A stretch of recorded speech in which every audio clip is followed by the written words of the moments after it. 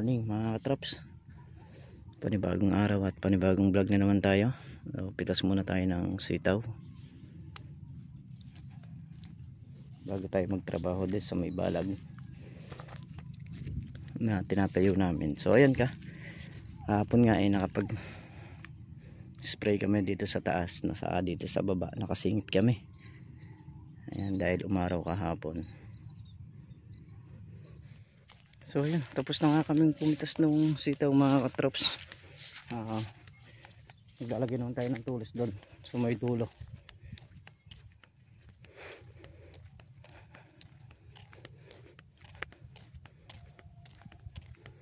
Tutulusan natin ngayon yun para maitayo na yung balag dito. Ilang araw din kasi nag-uulan, kaya ganong na-pending yung trabaho rito sa balag. Pero ngayon ayan, dire-diretso na ulit tayo.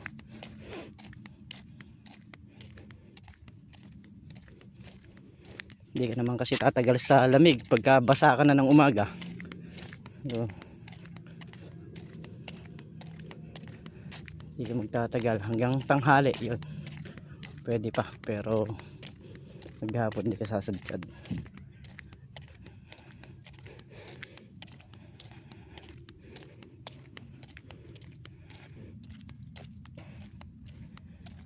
Mga upo sa pangalawang alambre na, paramihan niya.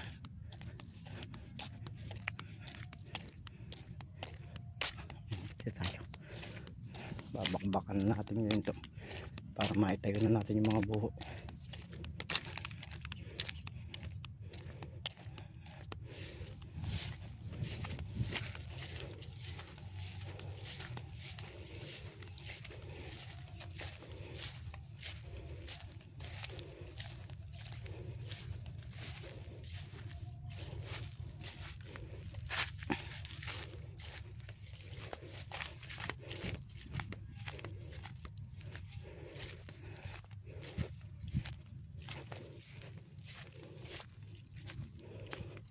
Panahon yun, hindi maganda yung buko, sisira yung dahon.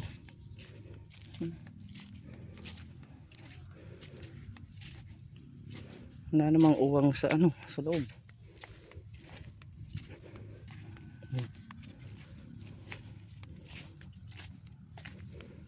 Doon tayo mag-umpisa sa gilid. Mga katrops, nagkakalat na sila ng buho, nagbubutas naman tayo. Unahin natin yung magkabilang gilid para madiretso natin yung alambre papunta ron sa kabila na yun.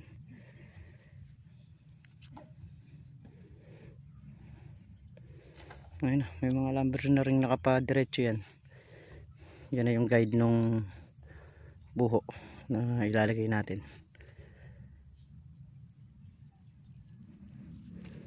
Nandito lahat yung buho niyan, dito binagsak nung kariton. Tapos pagitan yan, kawayan, tapos buho. Ayan.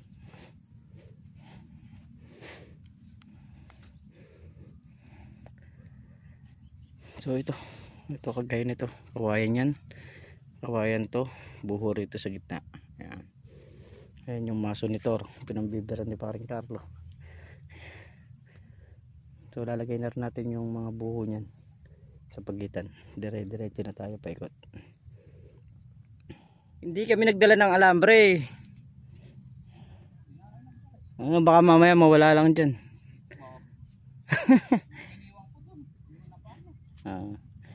Mainam na sigurado.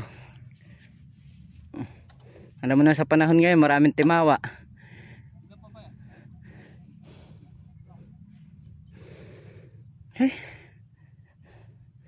Ayun na, butasan na natin tong gilid, yung sa kabila, tapos yung pagitan ng kawayan na to.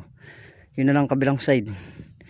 Pagka natayuan na rin ng buho yun, mababatakan na ng alambre, madidiretso na lahat ng nandito, malalagyan na rin ng buho. Bali ang buho nya 2, 4, 6, 8, 10, 12, 14, 16, 18,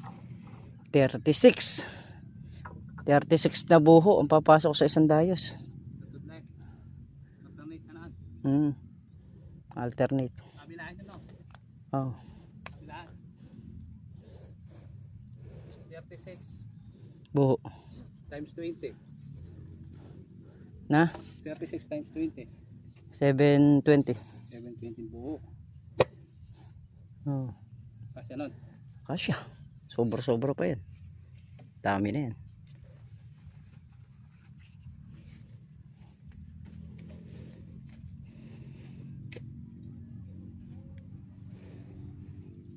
Yan, mga traps. Yung pispan dito, ayan oh, lumalim na. Oh, puno na ng tubig. Pwede nang tumutok dito pagka nagkahirapan sa tubig. Na? Matuyo man to sa Tagaraw na.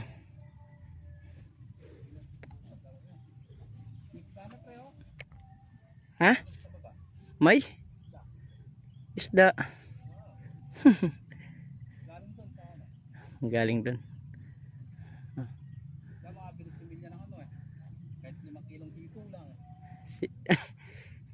Pag hinarvest yan, di ko mag-harvest yan. Hindi naman natin sasabihin may ano, may laman. Eh, pagka nakitang may laman, Babawalan natin, sabi baka wala.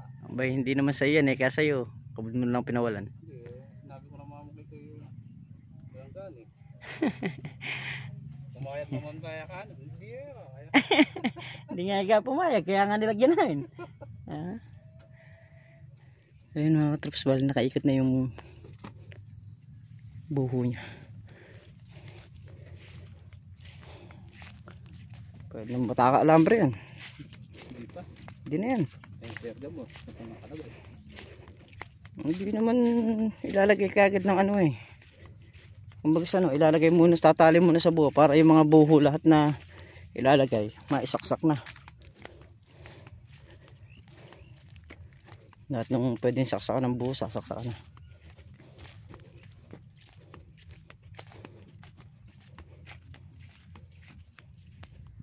Ayan mga katraps, bali ito, tatlong dice na to, nalagyan na natin. Bali apat na sa 150 na tools na yan.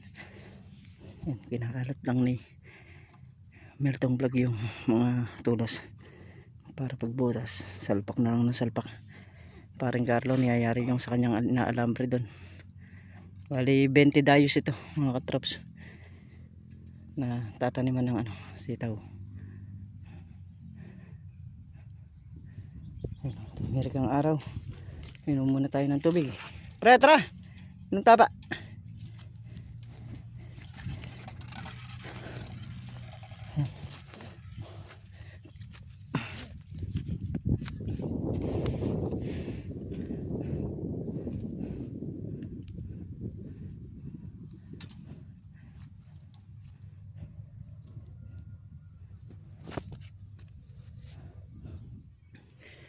So mga katraps, babaon tayo ng tulos dito sa mga gilid para sa mga puno nung kawayan ng mabatakan ng alambre na pandiretso. Ayan, pupunta rin sa kabila.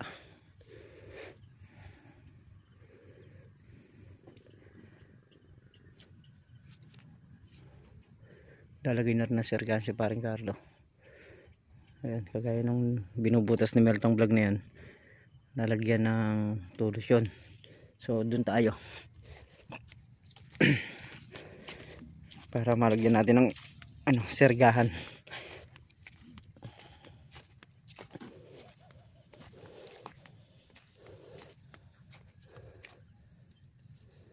Pre, may uwang yata itong ano, buko.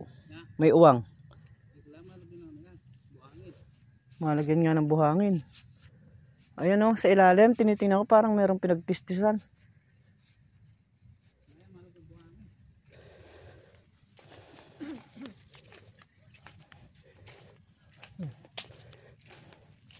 Tayo sa kabila, maglalagay tayo ng sergahan.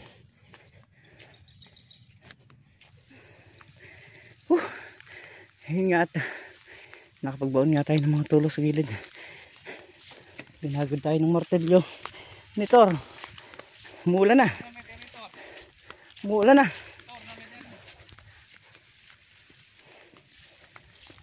Yan ang hirap paghapon umuulan. Kaya walang kasiguraduhan yung yung tanim, posibilidad na maipit pagka lumakas yung ulan. Dalawang bali na take ito na. Oo.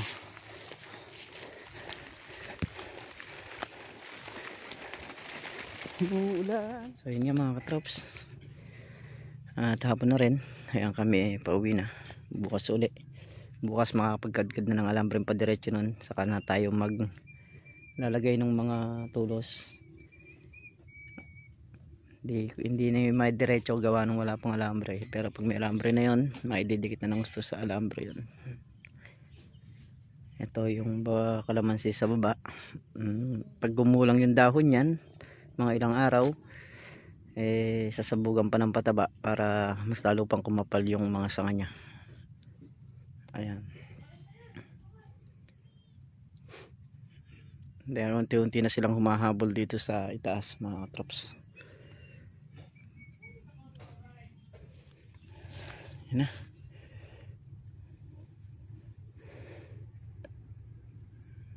Ito medyo maluwang din to. Yung andito sa dulo na to. Pangit lang dito. Mga natitibag yung nasa gilid ng daan. Mga natitibag. Umiliit yung daan yan pag habang umuulan. Unti-unti silang natitibag dito sa baba.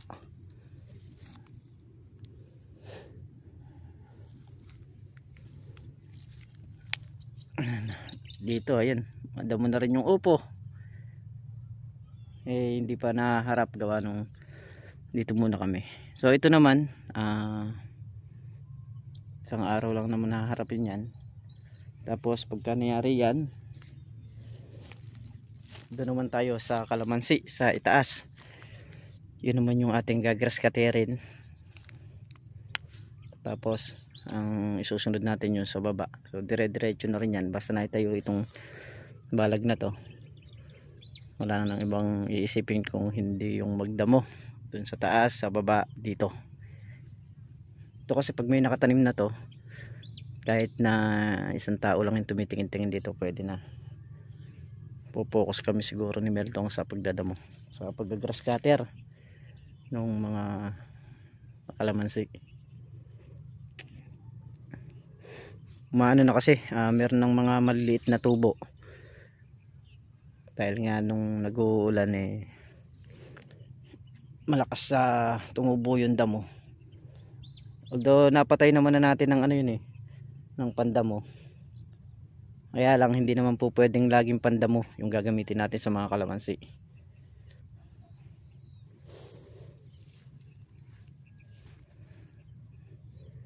Kaya dito bukas pag nag-spray, isprayin kasi muna to bago tamnan.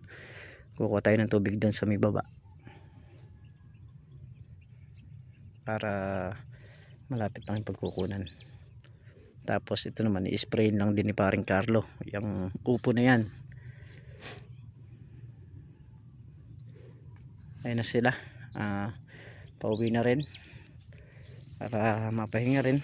Siyempre bukas babakbak ulit tayo. Gawa nung pumitas kasi kami ng sitaw kaninang maga. Kaya makapananghali na kami napunta rito sa balag. So bukas walang pipitasin, kaya dito tayo tututok ng maga.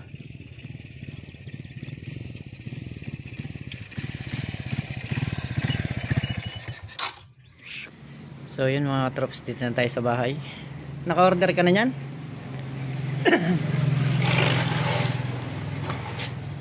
Daming hansong. Per box kasi. Ayun, may order na. Ito mabili to mga trops sa mga bata. Ayan. Ayan mga yan. Napakabilis. Nakaubos na si Mrs. nito ng tigisang ganito. So yan. Yan yung aming tindahan na kukurdap-kurdap. At syempre malaking tulong po sa amin ito. Gaya ng pang araw-araw namin, halos talaga dito namin ngayon kinukuha. Dahil sa YouTube talagang walang nangyayari. So kailangan lang ipagpatuloy yung ating mga ginagawa. Kaya ganang nakukuha pa nating mag-video. Ayan. Tubig. Ayan. Pagka ano kasi may order ng mga tubig. Kahit na magkano lang ang tubo, yun, go lang. Kaya nga kahit na yung tubo ay papiso-piso lang, pagka naipon marami rin.